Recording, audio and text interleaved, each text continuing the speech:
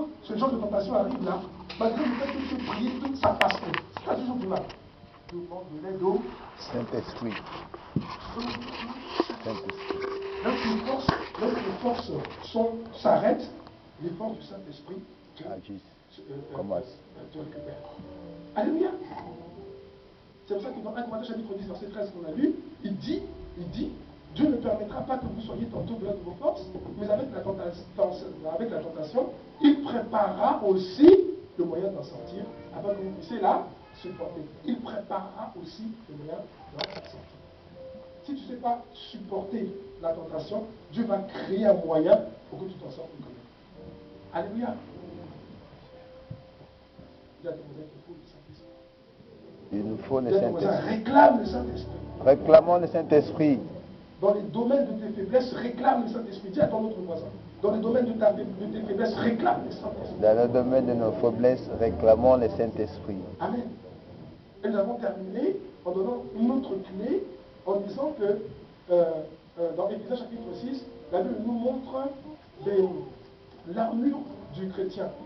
En fait, c'est l'armure de Dieu que Dieu a donnée aussi aux chrétiens. Alléluia.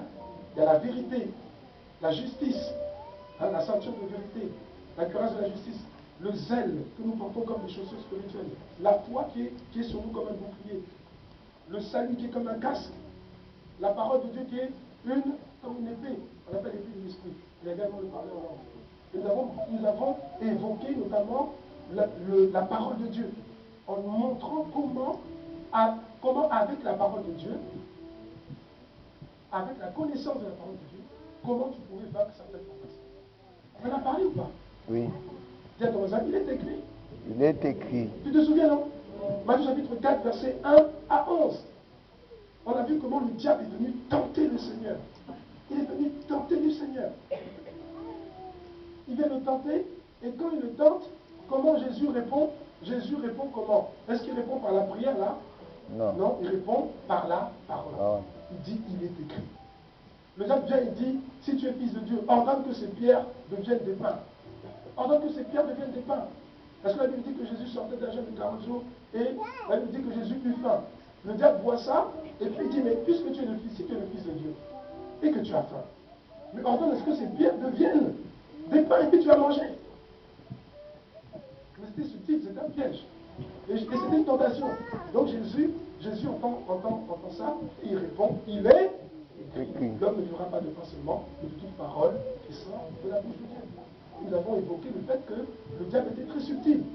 Parce que si tu regardes de prime abord, tu regardes ça comme ça, tu vas te dire, mais qu'est-ce qu'il y a de mauvais? Si tu as faim, et on te propose de pouvoir manger du pain, est-ce que c'est mauvais? C'est pas mauvais, non? Et nous avons expliqué que le diable, quand le diable vient te présenter des choses, au départ, bon, pour certains, il te montre déjà la chose, tu sais que c'est mauvais, mais toi tu fais. Hein? C'est vraiment dommage. Mais quand tu as un certain niveau, là on parle de quelqu'un qui est sorti de 40 jours de jeûne. Amen. À un certain niveau, là, c'est plus des choses comme ça qui peuvent te faire tomber. Donc il est subtil. Il vient te donner quelque chose qui semble bien. Oui ou non? C'est pas bien, tu as faim. Tu as fini ton jeûne, tu as faim. C'est pas mauvais. De manger du pain, c'est bon, non, quand même. Mais sauf que là, ça, la manière de faire, c'était pas la bonne. C'est subtil. Et comment est-ce que Jésus répond? Jésus répond en disant, il est écrit. Et après, le diable revient encore. Elle nous dit que le diable revient, il le transporta, verset 5. Le diable le transporta dans la ville sainte, le plaça sur le haut du temple, et lui dit, si tu es fils de Dieu, jette-toi en bas. Car il est écrit, il donnera des ordres à ses anges à ton sujet, et ils te porteront sur les mains, de peur que ton pied ne heurte contre une pierre. Tu imagines un peu? En fait, le diable te pousse maintenant à commettre un acte insensé. Il veut te pousser à commettre un acte insensé. Et quand il te pousse à commettre cet acte insensé, pour Jésus, il dit, il le place en haut du temple, et puis il dit maintenant, saute. C'est pas insensé? C'est insensé, non? Toi, tu sais que c'est insensé. Mais en même temps, il amène la parole. Oui ou non? Oui. Il amène la parole. Il te fait faire un acte insensé, et il amène la parole, il dit, car il est écrit, comme il a vu que Jésus connaissait la parole. Le diable aussi sait venir avec la parole. Il veut te conduire à poser des actes insensés sur la base de la parole. Oui. Mais c'est subtil, dis à ton voisin, c'est très subtil. C'est très subtil. Parce que de dire, ah, il est écrit, ah, Dieu m'a parlé. C'est Dieu qui t'a parlé. Oui, oui, c'est Dieu qui t'a parlé. Pourquoi? Parce que c'est un verset qui m'a dit. Mais c'est parce que c'est un verset que c'est Dieu qui t'a parlé. L'acte que tu vas poser, c'est un acte complètement, c'est-à-dire que c'est insensé. Même n'importe qui avec un minimum de discernement comprendra que ce n'est pas Dieu qui t'a parlé. Mais toi tu dis comme ça vient de la parole. Non, ça vient pas. C'est parce que ça vient de la parole que ça vient de Dieu. La Bible nous montre que le diable aussi, il s'amuse de la parole. Oui. Quand il voit que tu es un peu avancé là, que tu es un peu avancé, qu'on ne peut pas t'avoir facilement, il va mélanger la parole pour te faire faire des choses bizarres. Et comment tu dois répondre? Tu dois répondre comme Jésus. Jésus a dit, il est aussi écrit. Amen. Ah, moi j'aime ça. Peut-être le monde qui connaît la parole. Jésus reconnaît que ce que le diable dit, la parole qu'il a sortie de son contexte, il reconnaît que c'est une parole de Dieu. Amen. Mais il remet ça dans son contexte et il dit, mais il est aussi écrit. Il reconnaît la parole. Mais toi, est-ce que tu pourrais dire, est-ce que tu es capable de dire devant les tentations, es-tu capable de dire il est écrit, et es-tu capable de dire il est aussi écrit? Oui. Il y a certains, ils ne sont même pas capables de dire il est écrit. Ils ne lisent pas la Bible. Oui. Et ça se voit. Quand on dit ouvrons nos Bibles dans le livre de Abdias, tu vois, il panique quoi. Tu vois, devant toi, il fait comme s'il connaît, tu vois, elle fait comme si. Mais en fait, elle tremble. Elle essaie de voir un peu près où c'est, tu vois. Donc il y a des gens qui ne peuvent même pas dire il est écrit. Il y en a, ils peuvent dire il est écrit, ils peuvent répondre. Mais si on monte de cran, il y en a, ils ne peuvent pas dire il est aussi écrit. Dis à ton voisin, apprends à dire il est aussi écrit. Apprenons à dire il est aussi écrit. Alléluia. Merci Seigneur. Aujourd'hui donc, nous voulons continuer. En fait, il y a plusieurs clés. Il y a plusieurs clés, mais on verra ça. Je pense que le Saint-Esprit nous amènera un moment à revenir sur tout ça.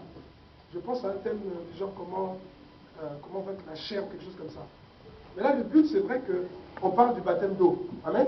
Donc, j'ai commencé à donner juste quelques clés, mais je pense que prochainement, Dieu permettra qu'on puisse voir encore plus de clés qui vont nous aider vraiment à vaincre la chair et à marcher dans la sainteté, à conserver notre engagement de bonne conscience envers Dieu.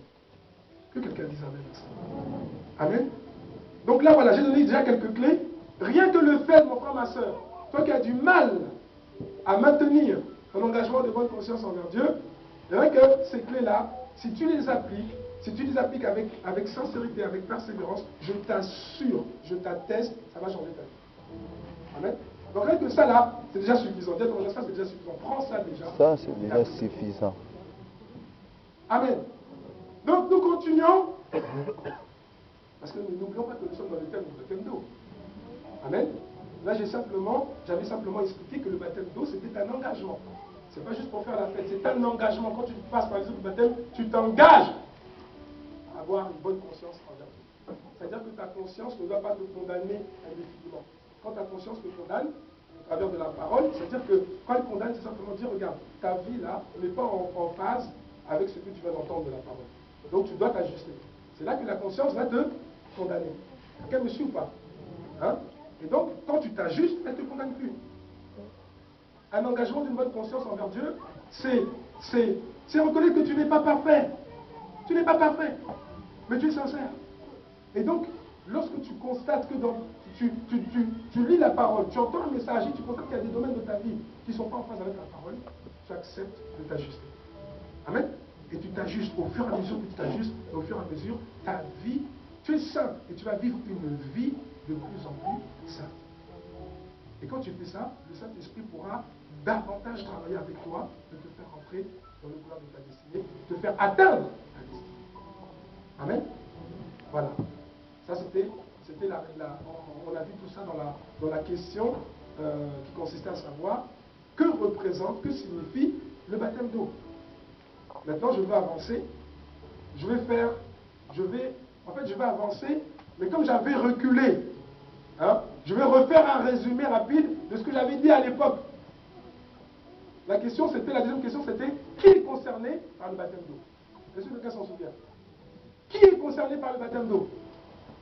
Pose la question à ton voisin. Là, ton voisin, on dirait que... Dis-lui, pose la question. Qui est concerné par le baptême d'eau? Hein?